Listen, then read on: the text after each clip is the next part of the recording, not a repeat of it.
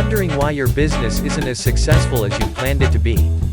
That's because you didn't properly plan it. You simply had an idea and just launched your business out of excitement, but you're not the only one. To help you succeed and save time, No Boss Left Behind provides a business plan and proposal template for every industry. Don't know the difference? A business plan captures your vision that you have for your business with an execution strategy broken down. This includes an executive summary, objectives, market analysis, operating plan, marketing strategy, financial plan, and management plan. Think of a business plan as a roadmap to success for your future. You are setting your business up to remain in the right lane, even if it's 5 years down the road.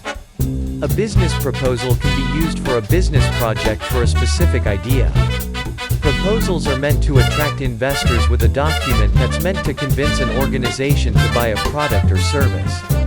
Think of these as a long-term plan versus a short-term goal.